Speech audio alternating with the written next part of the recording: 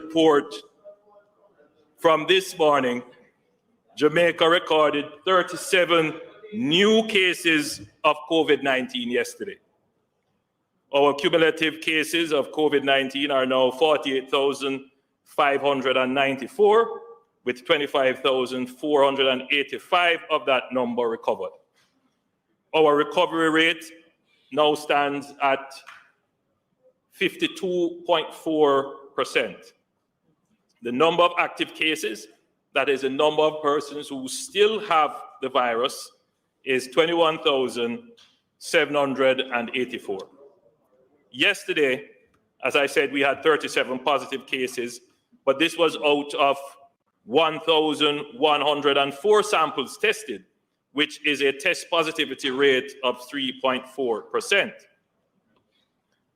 The public sector test positivity rate, which is based on the more reliable PCR test, was, however, 6.6%. The target, Madam Speaker, which the WHO recommends, is 5%. So we are not quite there yet, but we are heading in the right direction, and one day's test result does not make the average, but we are heading the trend we are heading. It will fluctuate depending on several factors.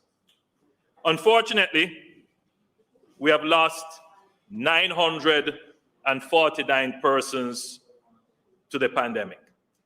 I extend my deepest sympathies to all Jamaicans who have lost loved ones to this terrible virus. On the graph displayed, the blue bars represent the daily number of new confirmed cases of COVID-19. The red line represents the 7-day moving average of new cases, and the orange line represents the 7-day moving average of new hospitalizations.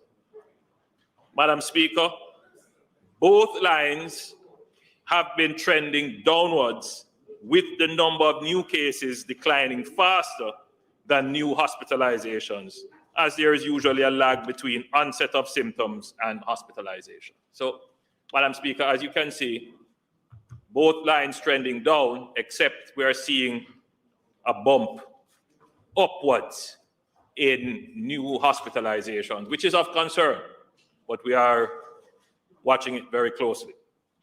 This demonstrates that the measures implemented since the end of February have been successful in controlling the spikes. And here, Madam Speaker, I want to thank every single Jamaican who made the sacrifice to abide by the protocols, to stay at home when required to do so, maintain the quarantine when required to do so, wear their masks, maintain the social distancing. Those persons, Madam Speaker, they are the reason why we see the numbers decline. And I want to personally thank, as I said, all Jamaicans who have been responsible and faithful in observing the protocols.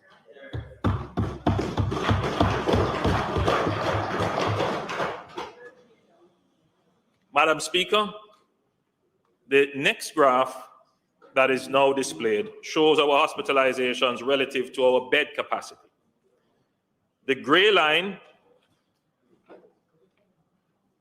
shows the number of persons in hospital, and the black line shows our hospital bed capacity. Madam Speaker, as the black line shows,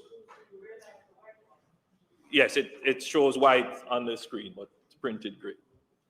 Madam Speaker, as the black line shows, we have consistently increased our hospital bed capacity allocated to COVID-19 patients. We have now increased our allocations in terms of beds to over 700. You'll recall the last time I addressed the Parliament, we would have been somewhere in the region of about 650. So we are consistently increasing our capacity.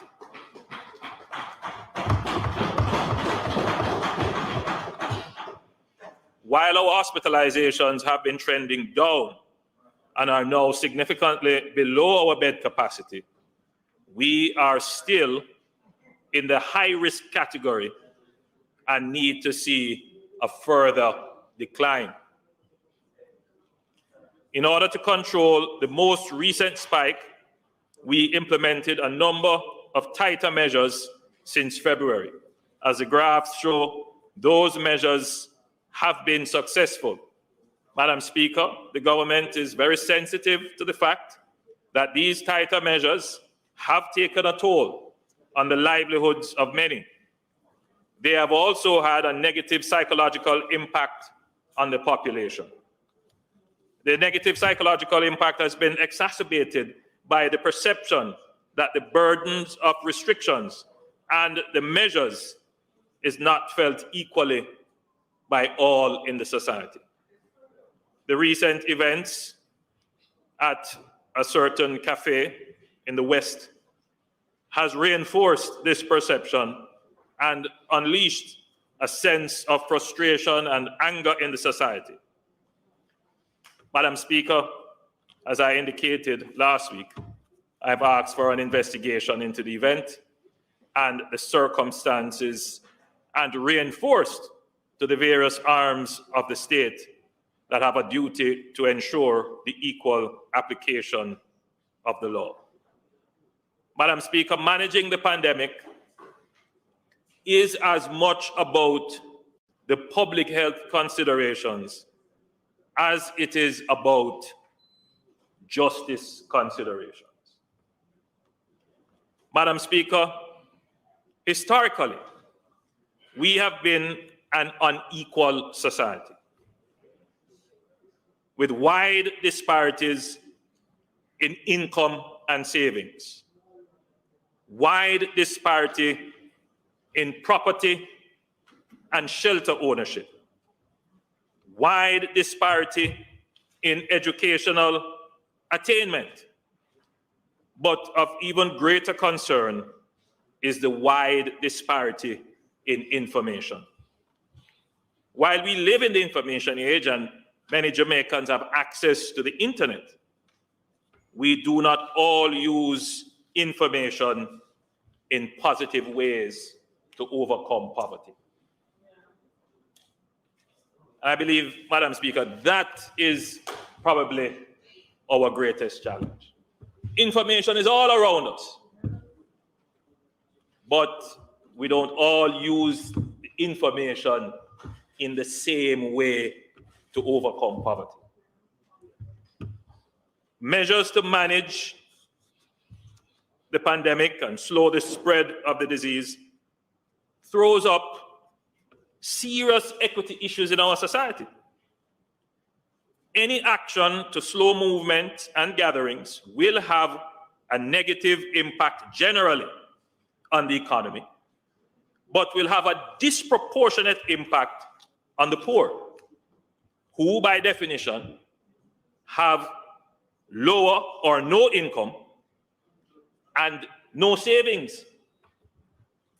Job losses or reduced work opportunities will immediately have a negative impact on poor households.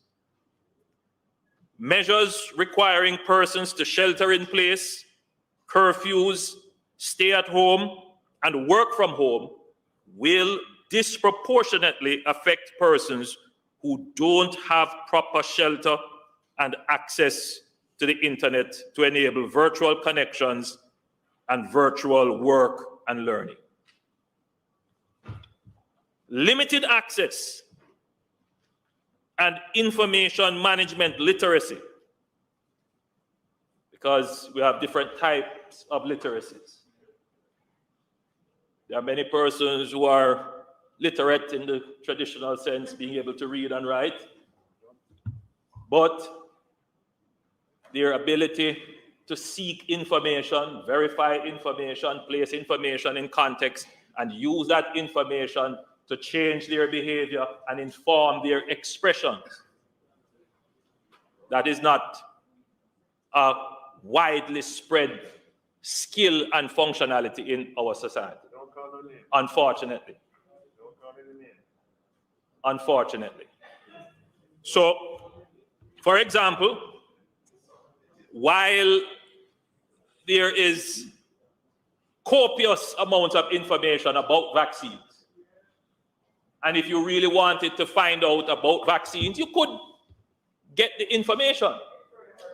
The government puts out the information, and if you don't believe the government, there are many other sources.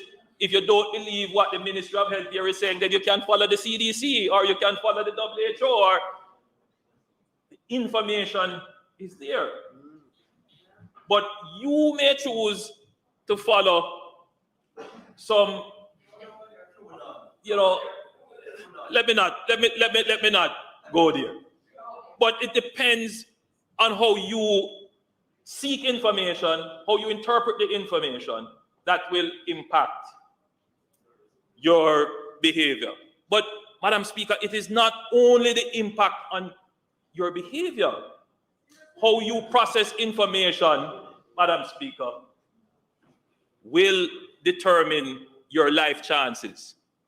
So one of the things I'm very concerned about is that persons who seek legitimate and contextualized information will probably make the decision to take the vaccines.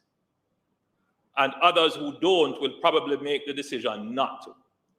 How is this going to affect the equitable recovery of the society? That is a question that we have to wrestle with. Let's take it, let's move from the individual level, but let's take it from a country level. We are already seeing that countries that have high levels of vaccination, their society is returning to normal. Their economy is booming and returning to normal.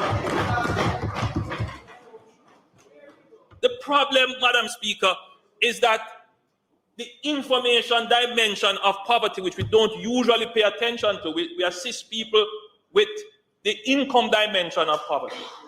We try to give them conditional cash transfers or just straight cash transfers. We try to help them with jobs. We try to ensure that we have social safety nets to buffer the income. The access to amenities dimension of poverty. We try to give people health care and proper roads and proper housing. But we have to spend a little bit more time on the education system to ensure that the poor gets information, not just information, but that they are able to process it into knowledge and have that knowledge transform their behavior and their lives to improve their life chances so that they too can survive in the new world. The greatest challenge that we face as a government is to try and communicate positions that are in the interest of the poor. But you have people who know better who mislead and misdirect. And at the end of the day, Madam Speaker, if you ask one of those persons who preach the alternative message, you're in the hospital, or you need oxygen, or you need support, and you ask, help me. When you get sick, who you call? So I'm saying to the average Jamaican, yes, you have your free choice, and the government protects that, and we guarantee that. But we are asking every single Jamaican to use your best sense. Use your best sense. You may not trust the government. Find another source that is reputable.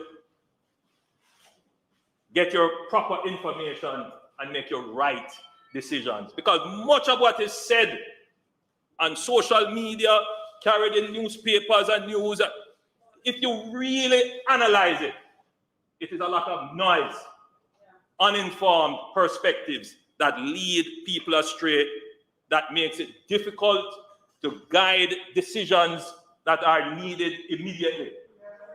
So we take a lot of time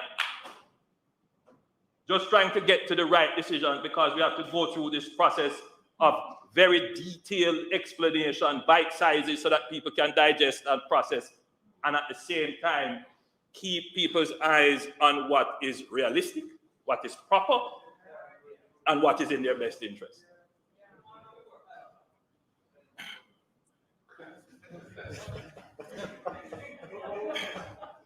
You know what? Let me not respond to you.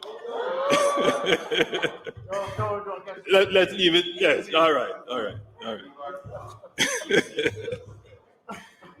So, Madam Speaker,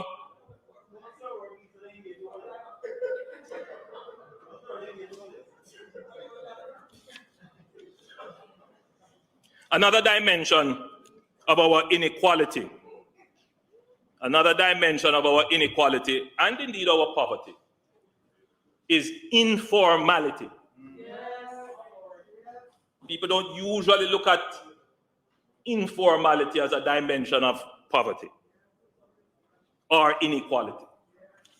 But if you look at who is in the informal sector, a large part of the informal sector would be the poor. And some people feel that it is necessary to be informal to be protected from the state. A mindset that we have to change. Madam Speaker, informality can be voluntary or the involuntary exclusion of the citizen from the recognition and record of the government. The pandemic requires social care support from the state. When you're out of work, when you can't buy food, the government has to step in and provide the support. But the state cannot effectively do so as large numbers of our citizens do not have unique identification and are not included in the financial system. It's a big problem, Madam Speaker, when the Minister of Finance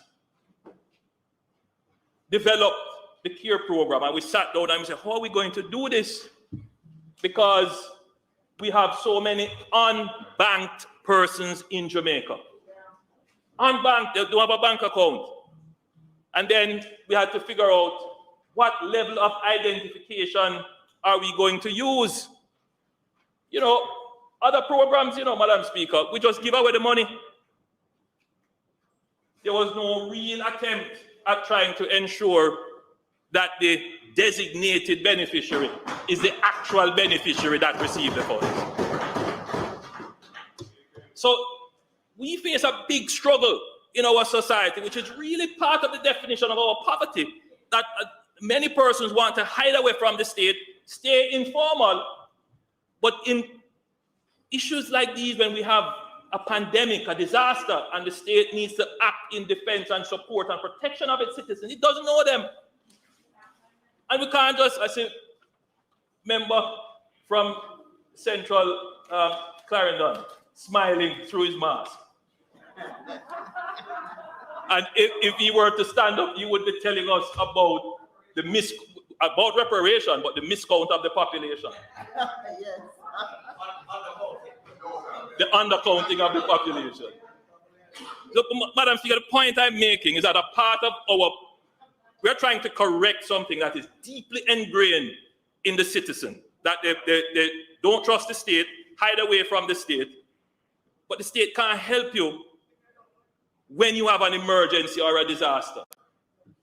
The problem is that this perspective on the state, Madam Speaker, it's not just that it has emerged as an underculture. It is preached every single day by the intellectuals of this country.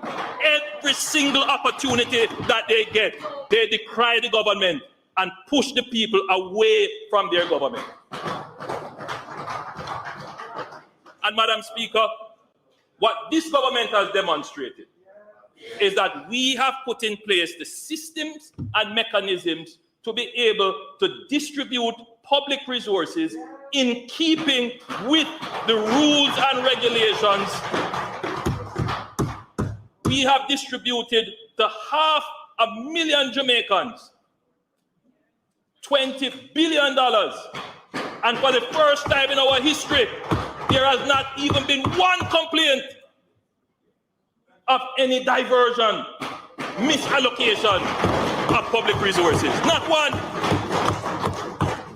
I believe it is a watershed period in our history that Jamaicans must come into the formal system. Make yourself known to your government. Your government is not your enemy. Your government is there to protect you and look out for you. The only way, Madam Speaker, we're going to build a strong state is when every single Jamaican knows that he's recognized by his government and his government stands for him and will protect him. Madam Speaker, and if it is $1 in the budget, we're going to divide it up fairly and equally and ensure that it is distributed and accounted for fairly and equitably. Madam Speaker, I've gone through all of this because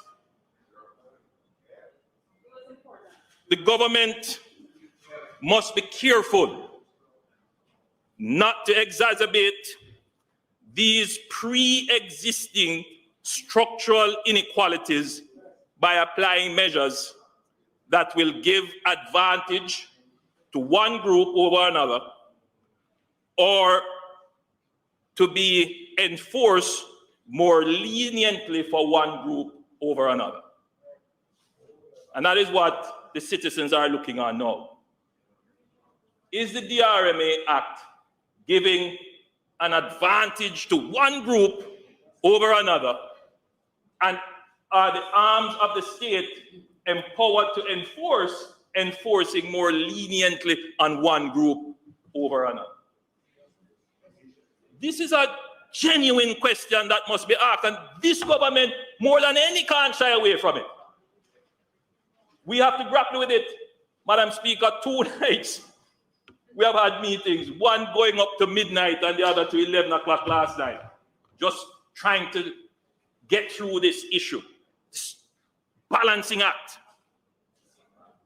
And I can't here tell you that we have the perfect solution. That's not what I'm here telling you. What I'm here saying, Madam Speaker, is that we are trying our best.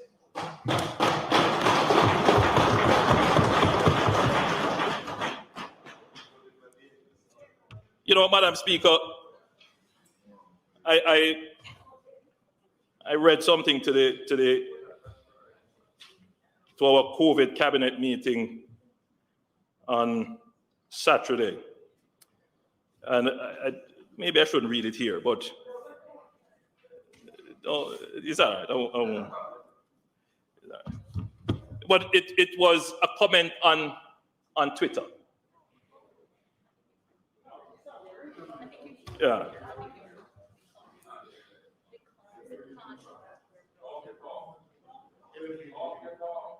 You know, Madam Speaker, and I'll just read it because it's important.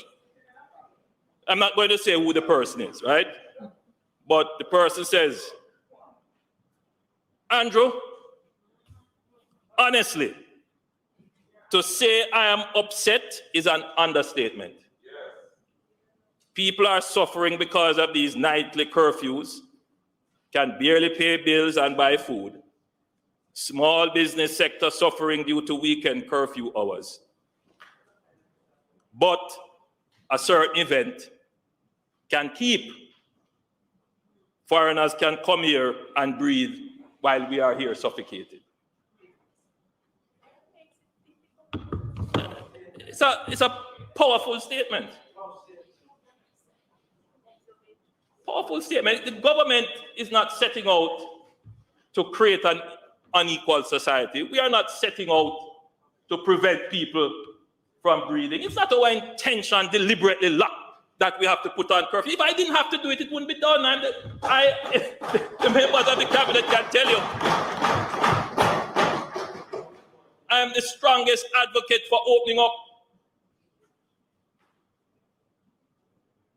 But, Madam Speaker, this is what is capturing the mood of the people right now.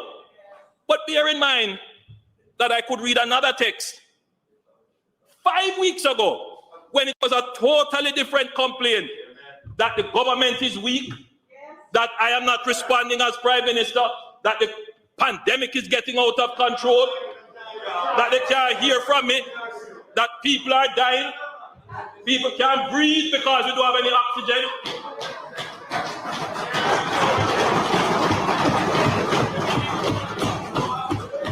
Madam Speaker, there are two sets of perspectives in Jamaica. One set is that I just want to live.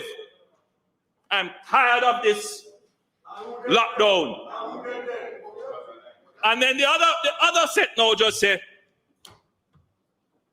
I don't want to die. I don't want to die. How do we reconcile? Because there's a level of selfishness and short-sightedness in the conversation about how we manage the pandemic. It is selfish to say, but hold on, it is selfish to say, I just want to go party. I just want to go about my business and don't wear a mask. But you may go home and your grandmother dies.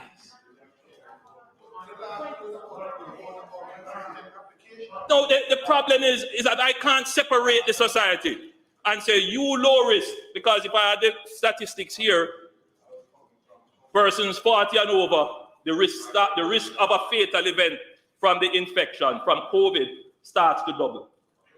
I can't, sorry, go ahead.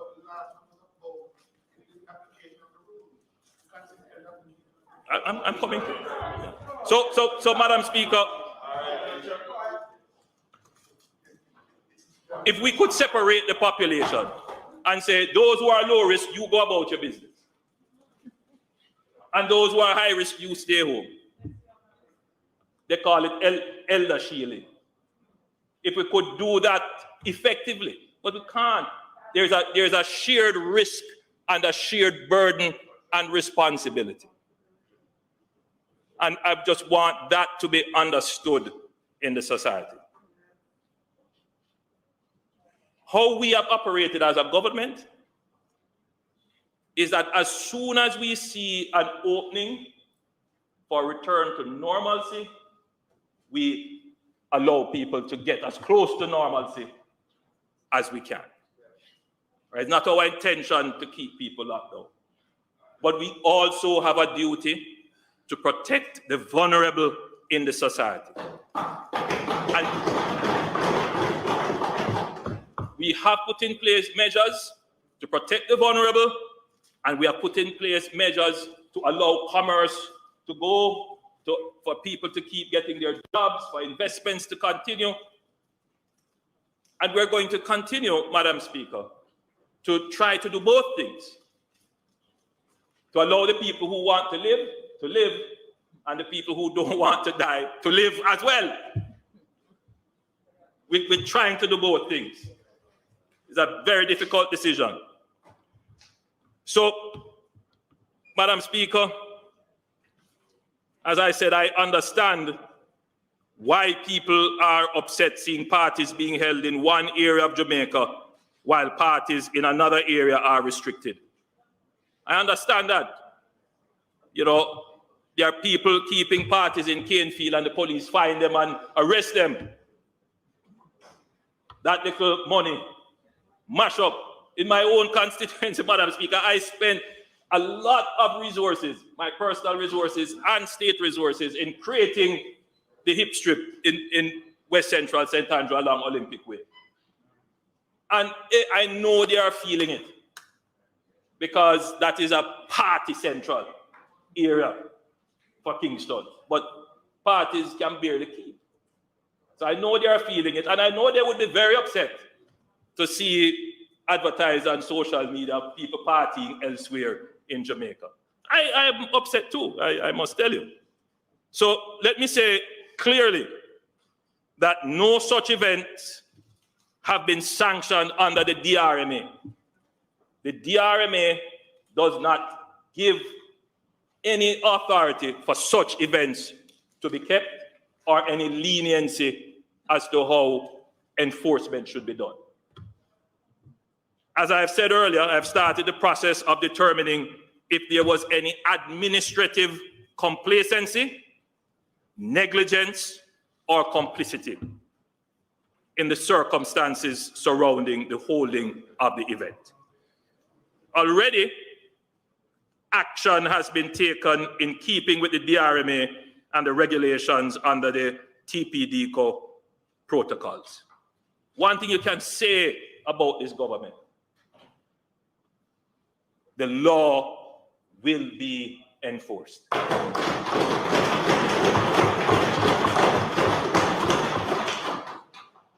I'm very upset, like everybody else, that this happened.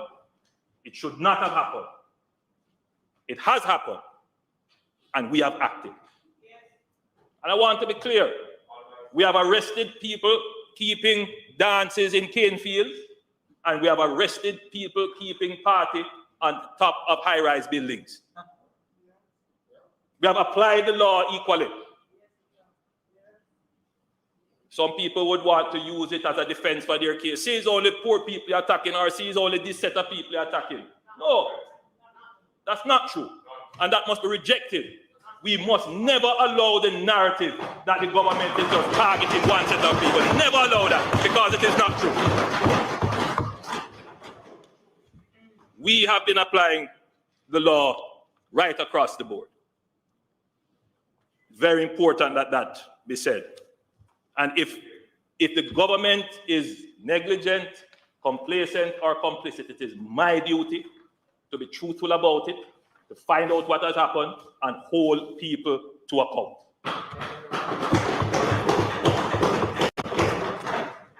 Madam Speaker, we recognize the vital importance of tourism to the country in terms of employment, foreign exchange, and local linkages. Madam Speaker, regardless of that, there is only one Jamaica. Only one Jamaica. So we're not going to tolerate any special treatment. Out of many, Jamaica, a diverse country, but for us to truly be one people, there must be one law and one application of it. So, Madam Speaker, our approach to the pandemic has been, as I've said, evidence-based. We look at the numbers, we look at the science. We have been measured. We don't go overboard. We try to create a balance. We have been proportionate. We don't use more than we have to use. And we have been situationally appropriate. We look at the specific situation and we craft the measures to suit it. But more than that, Madam Speaker, we have been fair and equitable in the management of the pandemic. While we cannot become complacent, the declining numbers, Madam Speaker, do support some recrafting of the measures. I don't know if you can call it relaxation. And I don't want to, we are recrafting the measures. However, I must hasten to say that while there has been improvement in our situation over the last 2 months, and again, thanks to the sacrifice of the faithful and responsible Jamaicans, significant risks remain. Madam Speaker, Trinidad that kept its borders closed had a spike. At one point, they almost had as many cases per day as we had during our spike, with half our population. Their borders closed. Suriname, small population, not much incoming travel, higher level of vaccination than us. They have had to close again. We know the situation with India and other countries. Let us not fool ourselves that because the numbers are going down now, we just forget about it. We forget that we just came out of a spike where, Madam Speaker, the true suffocation was that people didn't have oxygen. The true suffocation was that people didn't have beds. But we forget about all of that. It's as if it never happened and now the measures are stifling. It is the heights of selfishness and unreasonableness. So, Madam Speaker, only approximately 5% of our population has received the first dose of the vaccine. Less than 1% now fully vaccinated. It might be a little bit more. They are tabulating the figures. So we are nowhere near other countries that are taking risks and opening up, and their public health authorities saying dispense with masks, dispense with this, dispense. We are nowhere near. And those who hold this idea that the virus don't affect me or it's a fake virus, or just cast your mind back to where we were in February, where you were silent, we never heard you.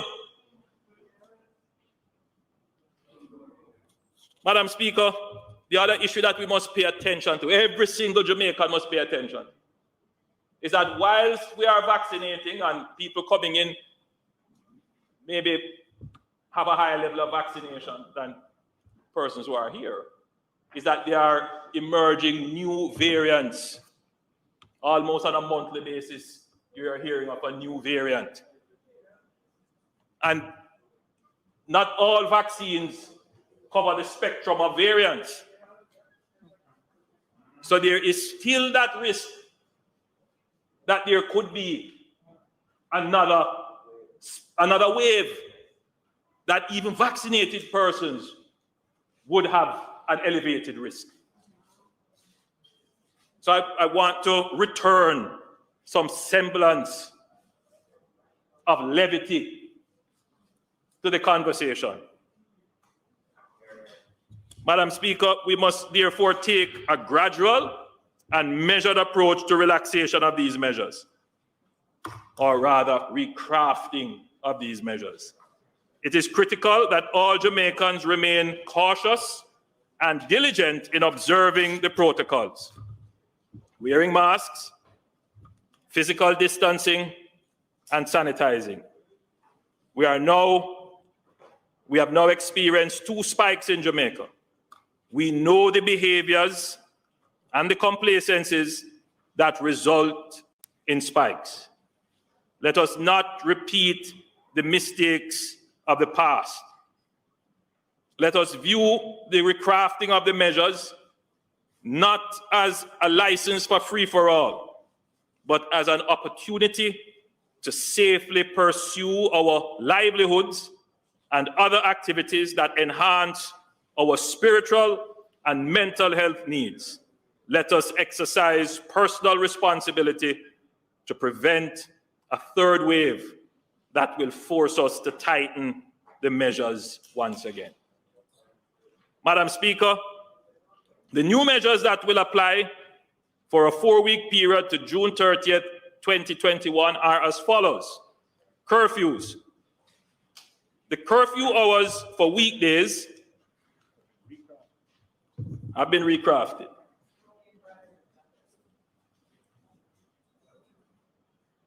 And will begin on Thursday, 3rd of June. Speaking about the weekday curfews now, will be from 9 p.m. to 5 a.m. the following morning, ending at 5 a.m. on July 1, 2021. So effectively, the curfew hours move from 7 to 9 weekdays. 8 to 9, yeah. 8 to 9. I know some people were expecting 10. As I said, it's not to be deemed relaxation. It is Madam Speaker, they are hoping to flash on the off stump. I am certain that this ball is going to spin and knock out your middle stump.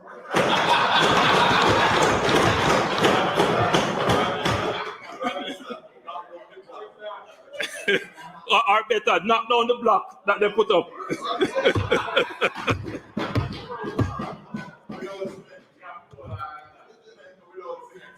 For weekends, Madam Speaker, the curfew will begin at 8 p.m. on Saturdays and on 2 p.m. on Sundays and end at 5 a.m. the following morning. So we have done, Madam Speaker, a recrafting of the hours to allow for greater commerce. And I think that is significant. I know that small business people and large business people may not be satisfied that they were lobbying for 10, but we have done what we believe is necessary to allow commerce and at the same time prevent a rapid increase in the numbers. So, Madam Speaker, on Saturdays, 2 more hours have been given, which I think will be useful. Sundays remain the same, and we had to do that, Madam Speaker, as a kind of compensatory measure, just to make sure that we slow the numbers that could occur. Madam Speaker, the member from St. Anne said, why not just make it 10? In keeping with our approach, the principle of moving gradually. So we're going to do 9 and 8. We're going to observe. We're going to see how people treat with the recrafted measures, how they wear the masks, which have to give the Ministry of Local Government and ODPEM credit because they do go around and do surveys. And they report to us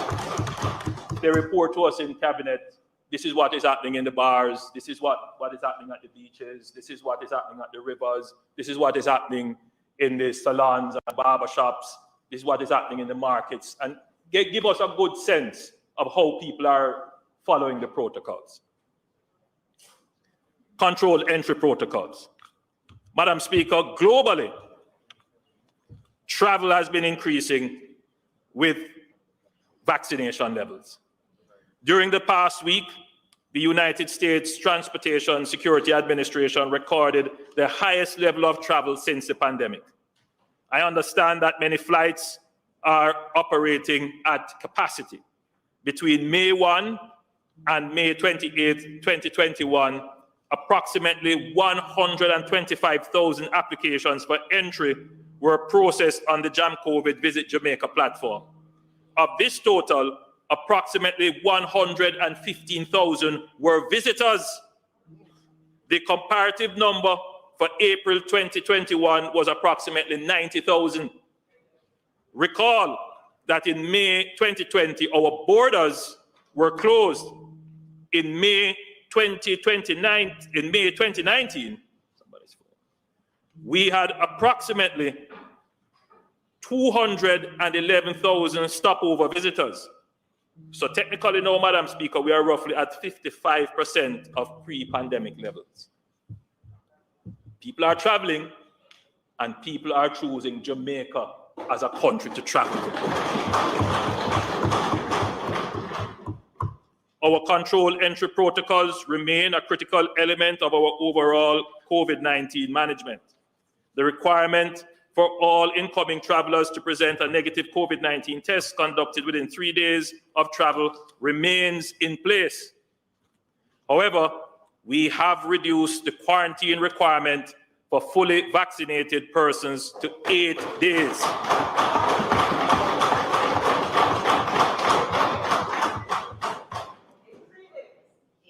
8 days.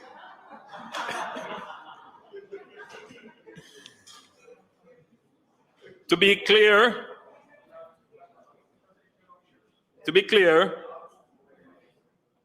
we do not consider persons fully vaccinated until 2 weeks after they receive the full dosage of the vaccine, meaning both doses in the case of a 2-dose vaccine or 1 dose in the case of the Johnson & Johnson vaccine manufactured by Johnson & Johnson.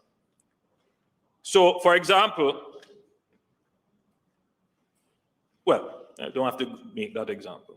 So for persons who are not fully vaccinated, the quarantine period remains at 14 days.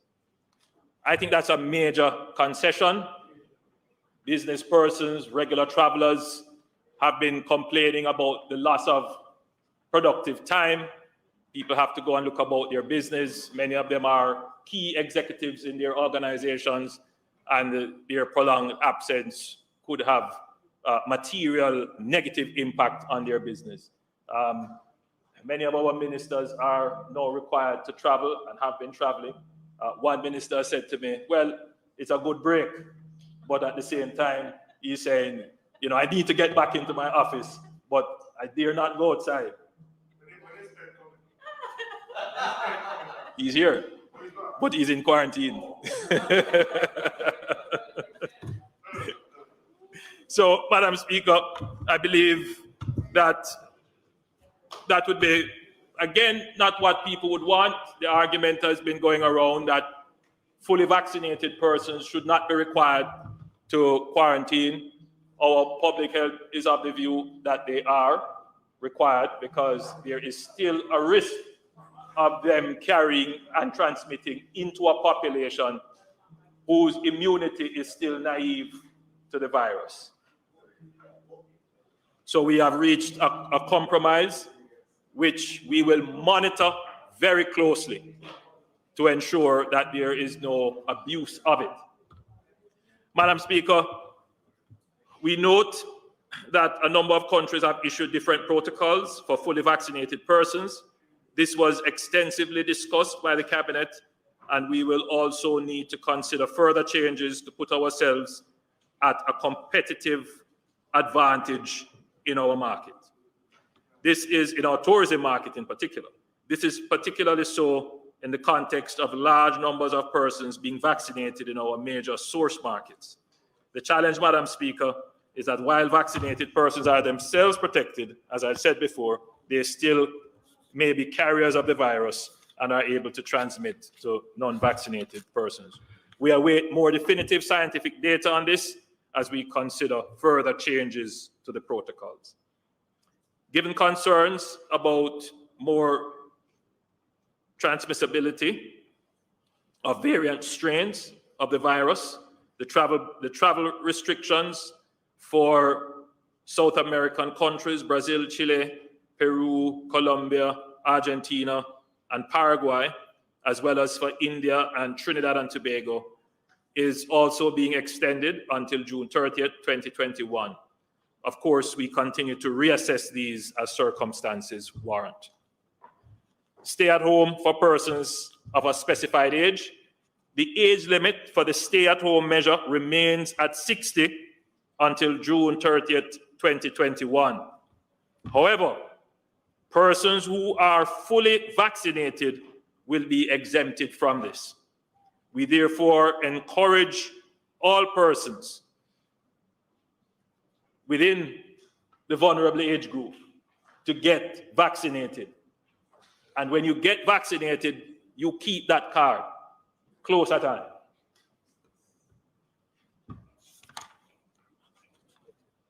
Let me just repeat that, Madam Speaker, so that we are clear. The stay-at-home measure, which is the elder shielding measure, which is to shield the most vulnerable part of the population, and we have put the vulnerable marker at age 60. That measure remains in place. However, if you are fully vaccinated, meaning that you have received the required dosage, if it is a 2-dose vaccine and you got the 2 doses 2 weeks after, we consider you to be fully vaccinated. Or if it is a one-dose vaccine and you have got the dosage 2 weeks after, we consider you fully vaccinated. You are no longer under the elder shielding measure, the stay-at-home measure. You can go about your business wearing your mask, of course, and following all the other protocols.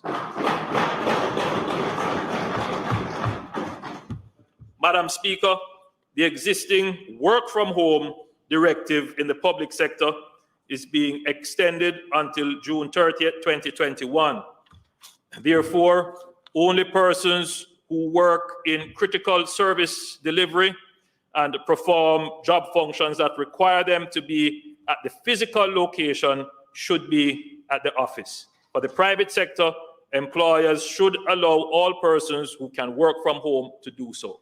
Now, Madam Speaker, recall that in the last vaccination exercise, we did make a provision for 5,000 critical public service workers to get vaccinated. As soon as we have data regarding the number of them that are fully vaccinated, again, we will make adjustments to the order so that persons can return fully to work once they are fully vaccinated. Gathering limits. The public gathering limit will remain at 10 persons until the 30th of June 2021. Public entities may now hold events such as handing overs, launches, groundbreaking, opening ceremonies, and so forth.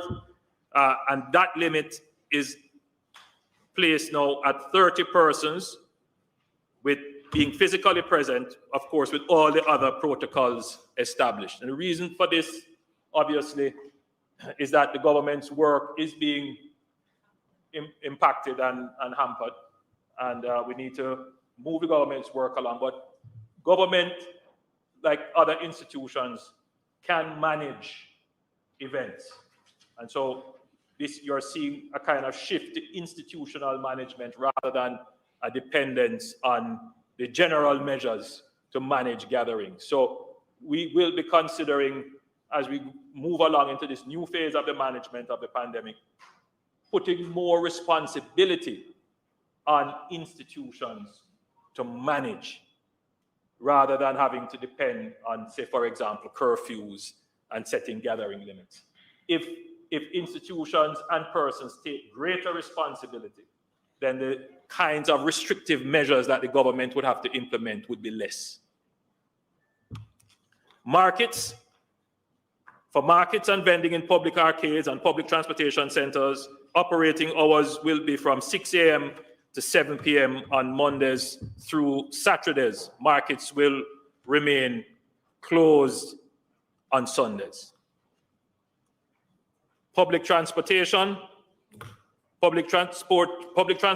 operators will still be allowed to be on the road 1 hour before and 1 hour after the curfew, but there can be no passengers in the vehicles during these periods.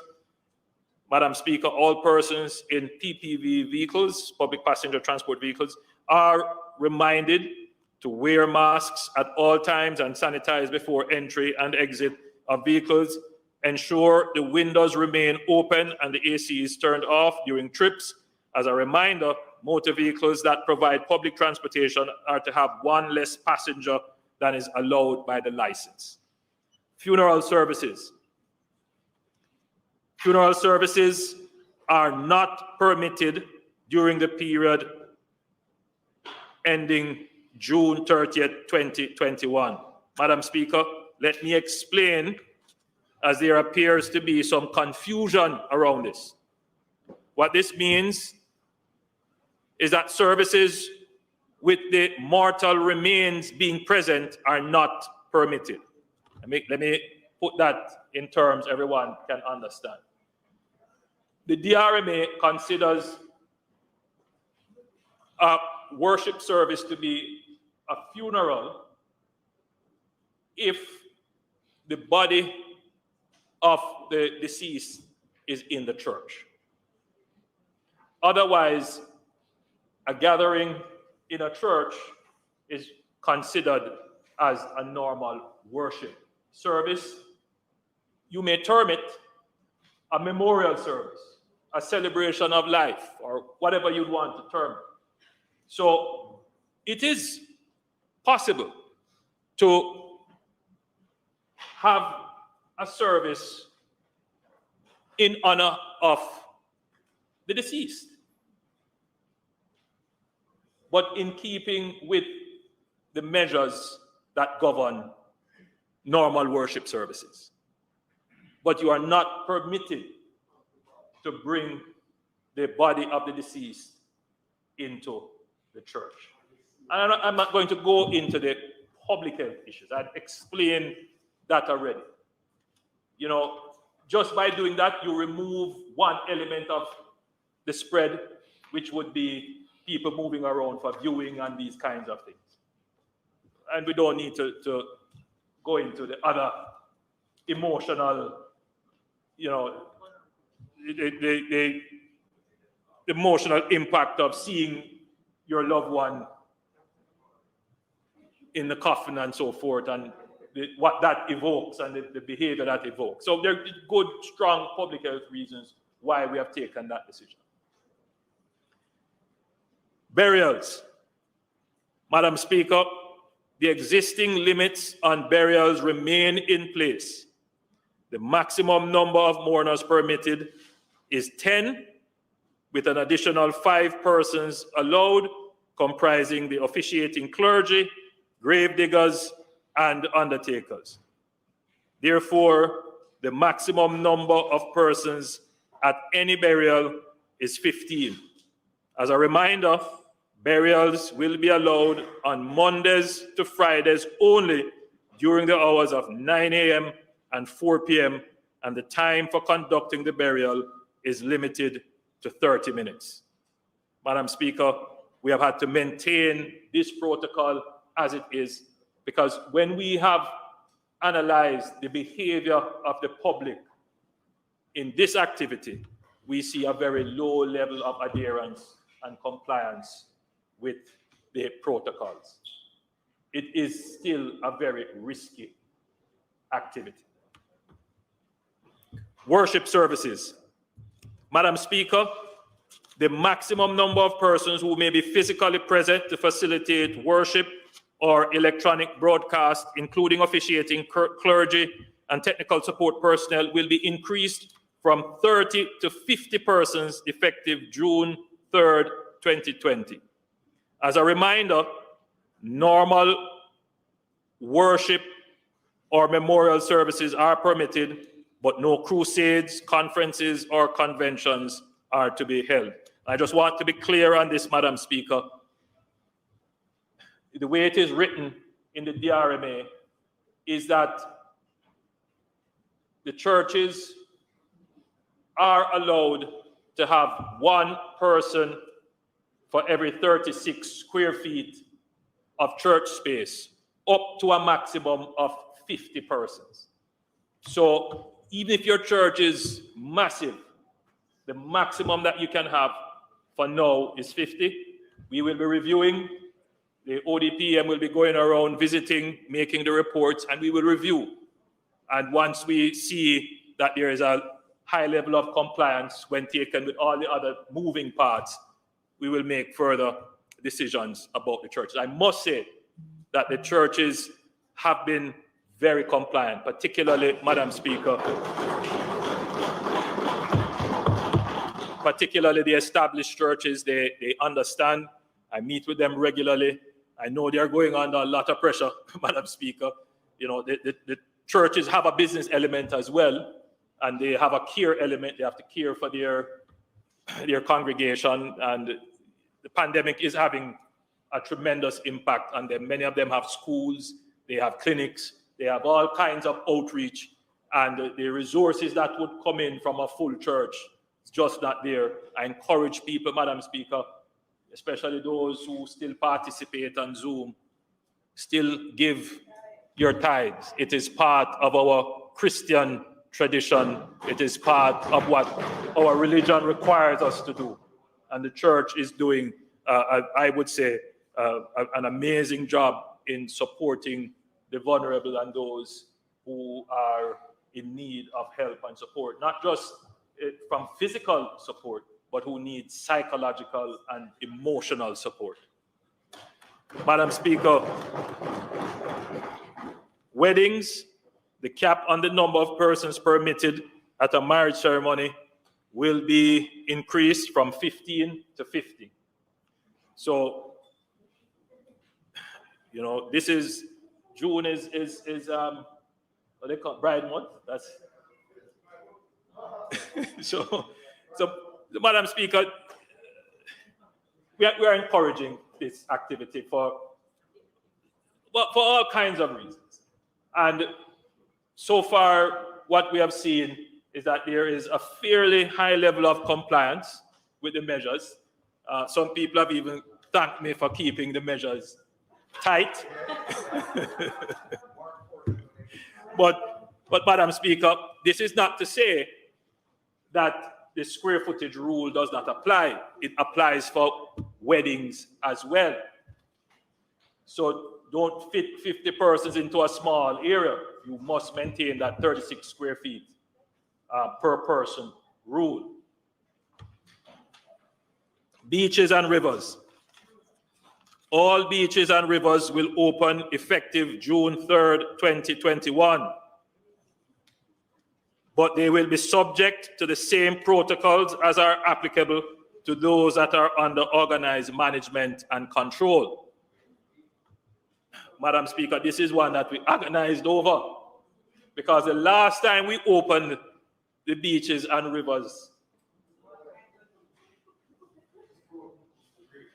people just took it as free for all. I'm hoping that we would have seen what was the consequence of that, and that we would be more responsible. Madam Speaker, we know exams are going to be over by mid-July. Children are home, frustrated, they need some recreation and open-air activity. We understand that, but we are appealing to parents and adults to be responsible. And this is one that we'll be monitoring very closely. So, Madam Speaker, no more than 10 persons at a time shall gather in any one area of the beach. So we are encouraging you, go with your known group and stay in your known group. Don't go and mix up all over, because that would be the recipe for disaster. Everywhere that's considered a beach. And just to be clear, the same law applies if you have a boat or if you don't have a boat. So, Madam Speaker, activities at the beach shall be limited to swimming, exercising, sunbathing. No beach parties or group games such as football and volleyball will be permitted. Beach activity. Beaches and rivers will be open from 6 a.m. to 6 p.m. on Monday to Saturday, and 6 a.m. to 1 p.m. on Sunday. I think, Madam Speaker, that's very reasonable. Zoos, parks, gyms, attractions, and bars are subject to the existing restrictions and must close at the designated times until June 30th, 2021. So it's the same rules that are applied before, and the old order applies now. Amusement or gaming arcades not licensed under the Betting, Gaming and Lotteries Act must remain closed until June 30th, 2021. Indoor cinemas and establishments that stage theatrical or artistic performances will remain closed until June 30th, 2021. The ban on events such as concerts, parties, tailgate parties, round robins will continue until June 30th, 2021. Madam Speaker, the government is cognizant of the devastating impact that the pandemic has had on the entertainment industry and the large number of persons who depend on the industry for their livelihoods. We are engaged in discussions with the industry with a view to agreeing the appropriate protocols that could facilitate a limited reopening of the industry in the summer. Madam Speaker, you will recall that in our previous attempt to allow entertainment to open up in the summer of 2020 was one of the factors that resulted in our first spike. The discussions have been constructive and encouraging, and the industry has expressed a commitment to implementing strict protocols to allow it to operate in a safe and sustainable way. Let me say, Madam Speaker, on Saturday I had a very useful meeting with some representatives of the entertainment sector. We intend to have a series of such meetings in the coming week up to next week, and that will include cinema operators, party promoters, selectors, all the stakeholders, because we did it the last time. They put protocols, they suggested protocols, ODPM worked with them, Ministry of Local Government worked with them, the Minister of Entertainment. We came up with a plan, but it wasn't always followed strictly.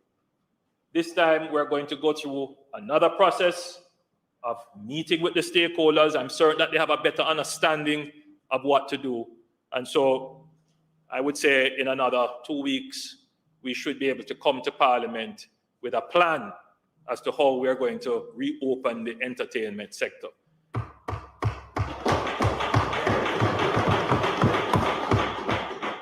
You know, Madam Speaker, we did it with bars. You will recall how we did it. It was a phased approach. We monitored, and I think the bars have generally operated fairly well. We want to bring the entertainment industry back, but we are very cautious, we are very careful, and we would need the strong commitment of the stakeholders.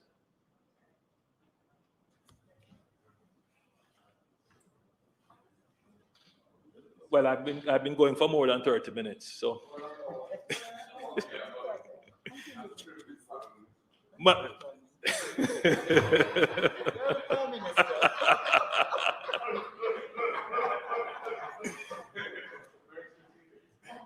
Madam Speaker, while we have relaxed, and I hate to use the word relax, but in some ways it amounts to some relaxation, and in others it doesn't. We have recrafted, we have rebalanced the measures.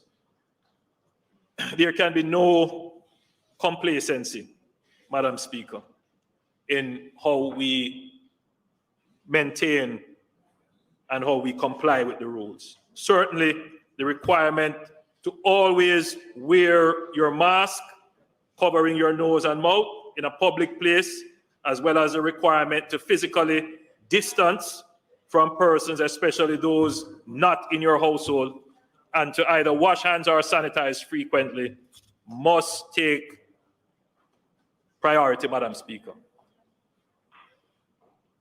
And I here appeal to the good conscience, to the good intent of all Jamaicans. As I stand here, Madam Speaker, I'm seeing what potentially could happen, and I'm very concerned. But I'm also seeing what is happening now in terms of the mood of the people and the economic pressures, and we're trying to balance. One of the things we have done, Madam Speaker, is to continue to increase the capacity of the health system to respond. We are putting in more beds, putting in more resources, but we just will not have enough nurses and doctors to man those beds. So even though we're trying to increase, that is still a binding constraint. I believe we have made some progress in solving the oxygen challenge. I wouldn't say that we are 100%, but we have made some progress in that regard, and we're doing more work on that. So we are trying to increase our ability to manage a spike. So it's not that we're just trying to constrain and restrict, but we are also trying to expand our ability to manage a third wave. Madam Speaker, as at Friday, May 28, 2021, approximately 155,683 persons had received the first dose of the vaccine, and 22,206 persons had received their second dose. As of today, the number might be a little bit higher, closer to 25,000. On Sunday, May 30th, 2021, we received an additional 55,200 doses of the AstraZeneca vaccine from the Global COVAX facility. The vaccination program continues to be targeted at any members of the priority groups who have not yet received their first dose, as well as providing the second dose to those who are now due. As a reminder, our priority groups are persons over 60, healthcare workers, JCF, JDF, PICA, Department of Correctional Services, the Jamaica Fire Brigade, and teachers, especially those who instruct students who will be sitting external examinations and returning physically to school. Madam Speaker, I must emphasize how critical it is for persons who have received their first dose of the vaccine to get their second dose. The level of protection from only one dose is significantly lower than the level provided by taking both doses, and it declines rapidly after 120 days. So, Madam Speaker, if you've taken the first dose after 120 days, the immunity starts to decline rapidly. So it is best, Madam Speaker, to get your second dose within that period. And the second dose, we have enough vaccines now to start the inoculation of persons for the second dose, and we are getting more vaccines in. So, Madam Speaker, I'm encouraging all the persons who are on the priority list, if you have not yet gotten your first dose, please go and get your first dose. If you have gotten your first dose, make arrangements to get your second dose of vaccine. Madam Speaker, in relation to further vaccine supplies, the government continues to pursue all avenues, bilateral, multilateral, as well as commercial arrangements with suppliers. And Madam Speaker, I'm confident that we will be getting significant supplies in the hundreds of thousands very shortly. Madam Speaker, just on the whole business of the vaccine, we need to achieve herd immunity.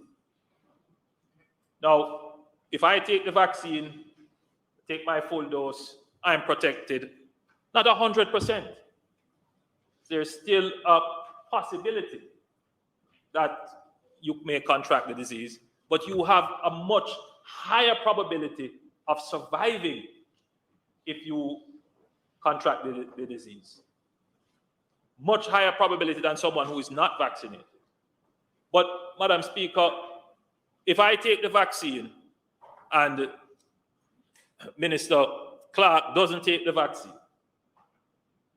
my taking the vaccine only protects me. It doesn't necessarily protect Minister Clark unless everybody else inside here, or probably the figure that they have used is between 65 and 75% to be considered herd immunity.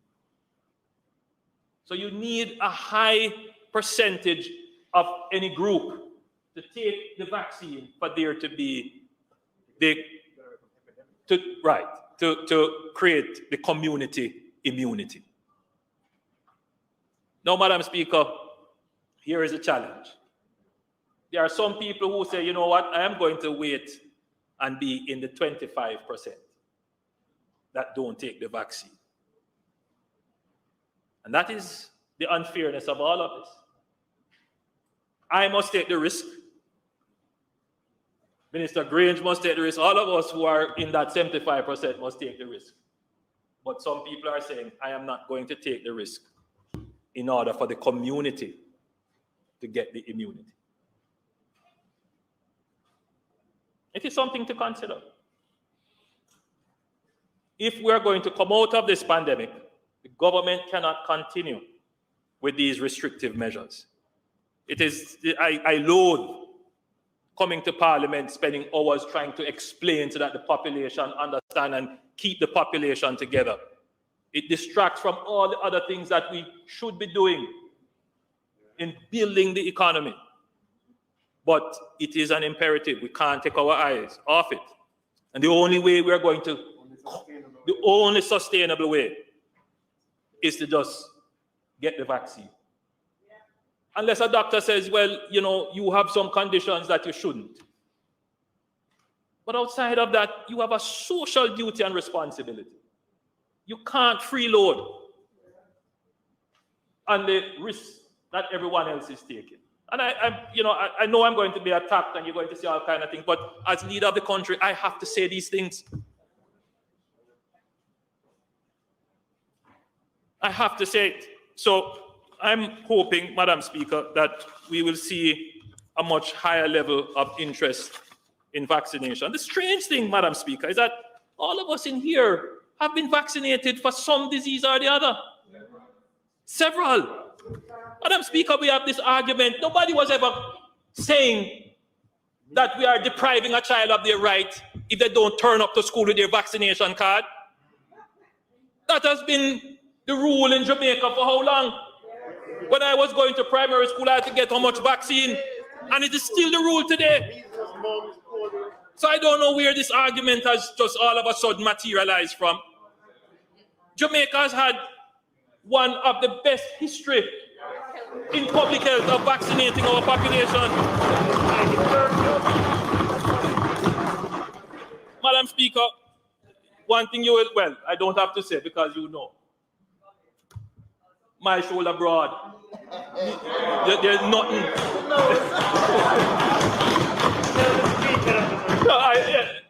Madam Speaker,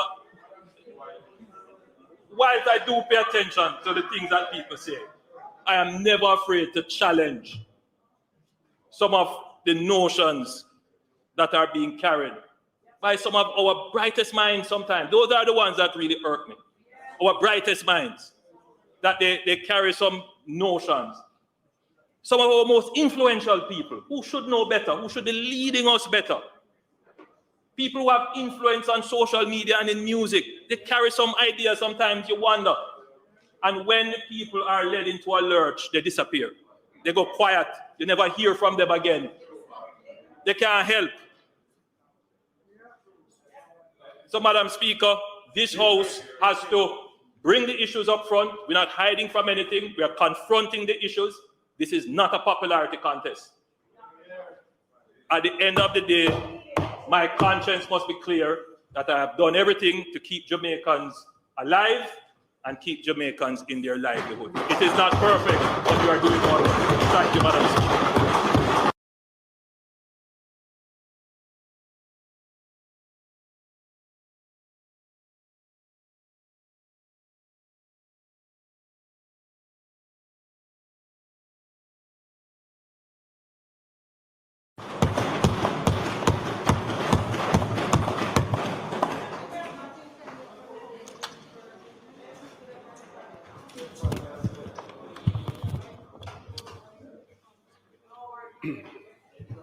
Madam Speaker. Opposition Leader. Thank you. Madam Speaker, I want to thank the Prime Minister for his presentation this evening or this afternoon. This is obviously an ongoing challenge for Jamaica, and it is an issue which I have always tried my best to avoid politicizing, because the reality is that we are all in this together. And the country is facing the hardest of challenges: economic, public health, and so on, even psychological, because the impact of over a year of nightly curfews and everything else that's happened to so many of our Jamaican people has been truly cumulatively challenging and difficult, and it has really affected a lot of people, their hope, their morale, and their general well-being. Prime Minister, like you, I can stand here today and say, I have had my second vaccine.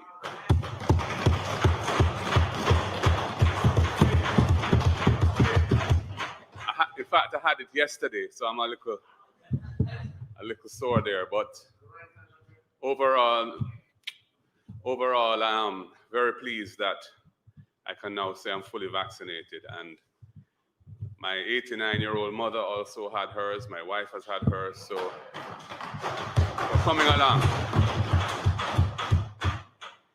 And like you, Prime Minister, I feel very strongly that one of the biggest challenges we face is to persuade our people that it is important, not only as a personal safety measure, but as a safety measure for the family and your community and your country, that you protect yourself and others by getting vaccinated. As you have said, Prime Minister, Jamaica is a country that's very used to vaccinations and inoculation. We've all been through that as children, whether it be tuberculosis, smallpox. Polio is not is a drop, but still a vaccine, just administered orally, and so many other diphtheria and so on. Some of the rubella, mumps, measles, yeah, and what have you. I mean, I remember as a 6 or 7-year-old trying to escape being vaccinated and running behind the school building to avoid it. Funnily enough, it was 2 professors' sons who were the most afraid of the thing at that age. But we were duly caught and surrendered and got our jobs. And, you know, we are, of course, the better for it. So, you know, we all need, as leaders, we all need to join the dialogue in favor of trying to get our people to come on board with this. And as leaders, we set the example and hope that others will follow. And as has been said, it's a difficult thing because so many of our people are influenced in an era of pervasive social media by the misinformation that is prevalent, and tied in with perhaps a culture that is a little hesitant about this particular vaccine as well. And that combination is a challenging combination for Jamaica, and we have to resist it because ultimately, getting our economy back up and running, getting back to a state of normalcy in the society, how we can move around, how we can socialize, how we can worship, and so on, is going to be dependent on achieving that percentage, that 65 to 75% that the Prime Minister spoke of. So we all as leaders have a duty to try to encourage persons to take a scientific approach, don't embrace or further the interests of those who enjoy spreading misinformation. And let us try to get to the point where we can say Jamaica is essentially COVID-free. And I will always support that initiative and play my part, Prime Minister, to promote it, because I think it's a national duty.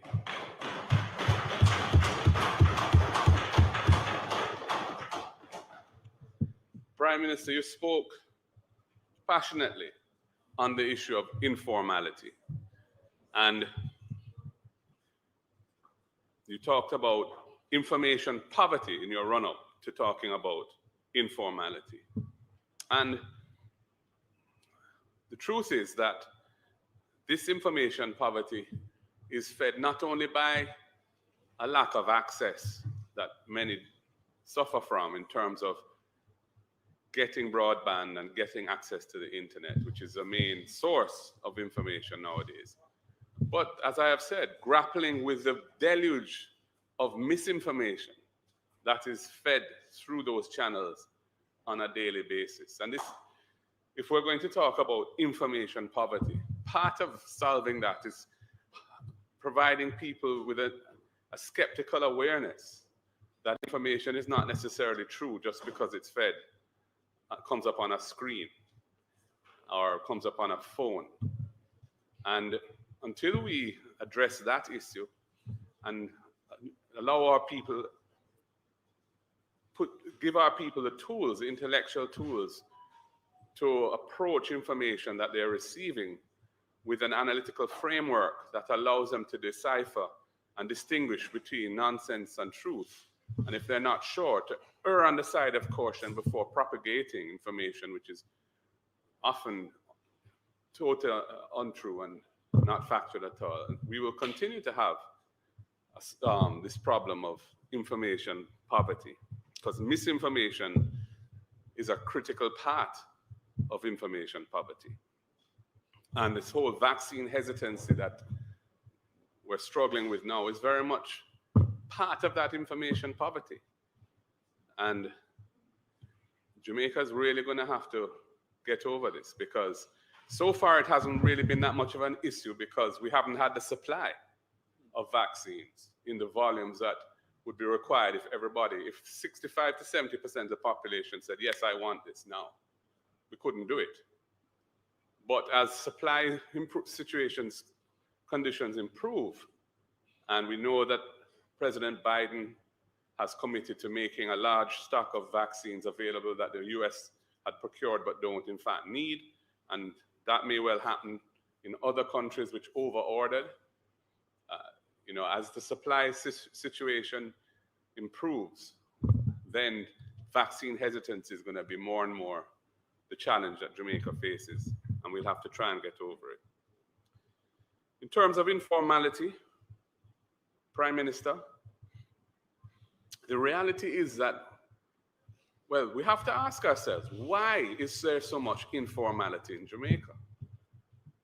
We bemoan it, but the question is, why is it so prevalent? It is not just because people have a fixation with informality or a hesitancy to embrace formality. It's not that. The challenges that go with becoming formalized are burdensome in the country. So many of our processes are user unfriendly, frustrating. I can tell you as a practitioner, I see it.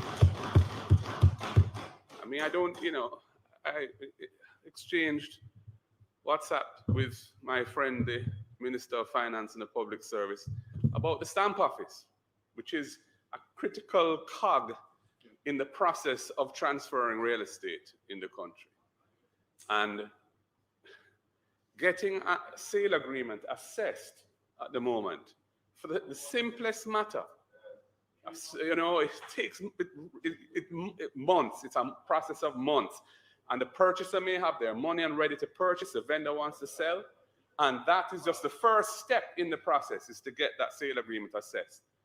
And it's taking months to get that done. And that's just one example. Company's office, I regret to say, the multiplicity of responses you get to documents in a particular form from the different persons who adjudicate them, it can be very frustrating. I try and avoid it, I must tell you, Prime Minister, as much as possible, because I don't have the patience for it. But, we need to get these things streamlined and simple so that our people who already have a hard enough life just negotiating the everyday realities of Jamaica for persons who are not from privilege. When they interface with the state, they should be embraced. They should be made to feel like wanted customers, and the procedures should be simple and clear and uniform and standardized. And the lack of that is another form of inequality in the country. Yeah. We talk about the approach that the government has taken to the pandemic. And we know that the incident in the grill obviously caused considerable consternation in the society. And I know you came out early, Prime Minister, you heard about it and sought to assure the nation that the government had nothing to do with it. And some will feel that is so, and some will be skeptical.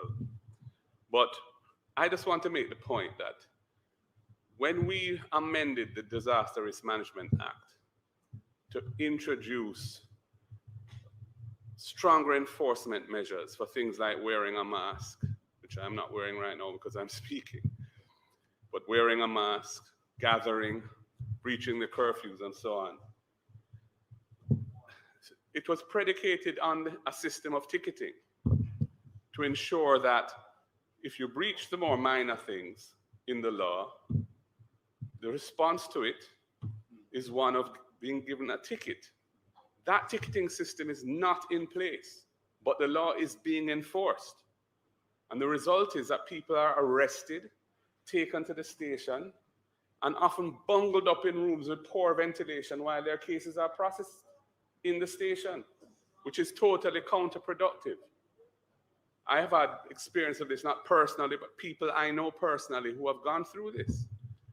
And you know, Prime Minister, we talk about proudly about equal enforcement of the law. The Negril situation really contradicts that, and that's a high profile one. But everyday experience in my constituency, I was speaking to a lady who lives in a yard, and she's building a bathroom facility because there isn't one for her and her family in the yard. And I've been helping her with it, but it's not yet finished. And so when they need to use a bathroom, they have to go down to a neighbor to use the bathroom there. And after the curfew hour comes on upon them, the law enforcement officers that are patrolling the area from time to time run them off the road and won't take no talk about they need to use the bathroom.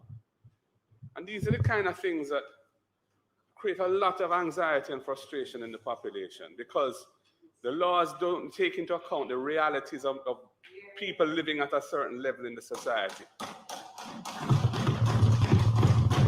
Many people can't go in them house from 8 o'clock. Now it'll be 9 o'clock during the week, and we're glad for that, Prime Minister.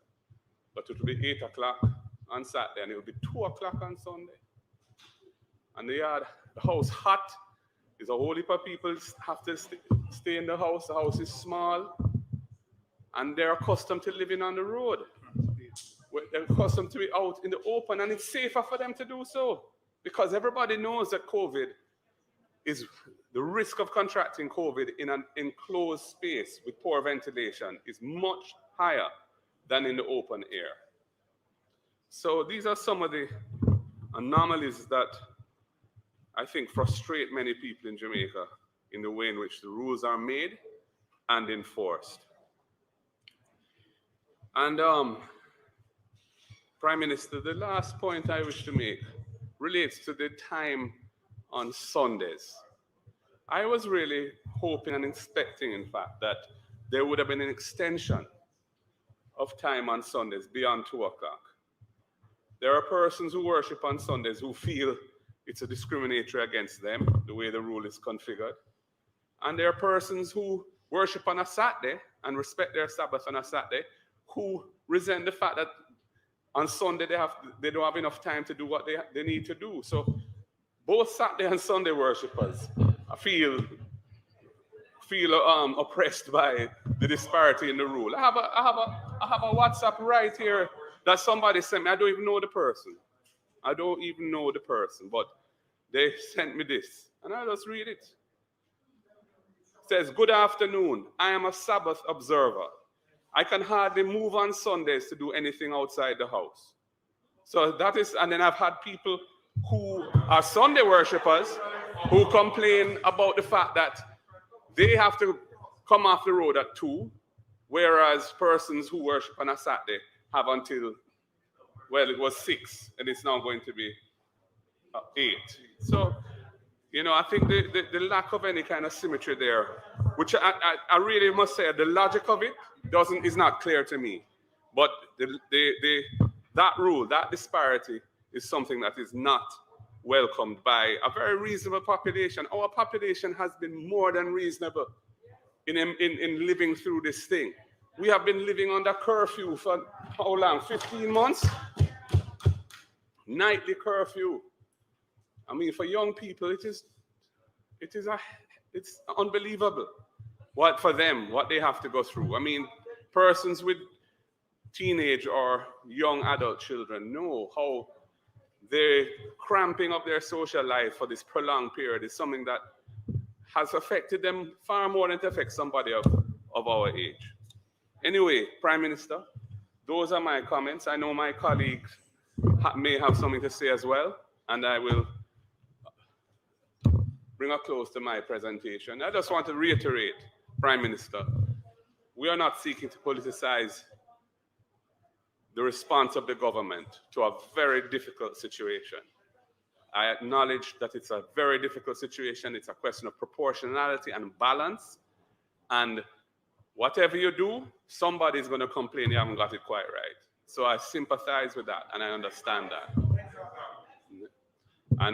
But where the balance appears to me to be out of whack, my job is to say so. And I will do so in as constructive a way as I can. And Prime Minister, when it comes to the things that are really going to make a difference, which is the vaccination of our people, I'm on board and you have my full support.